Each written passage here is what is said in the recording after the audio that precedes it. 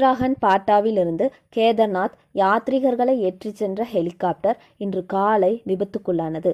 Helicopter விபத்தில் சிக்கி 6 பேர் உயிரிழந்தனர். மேலும் அங்குள்ள பனிமூட்டம்தான் விபத்துக்கான காரணமாக கூறப்படுகிறது.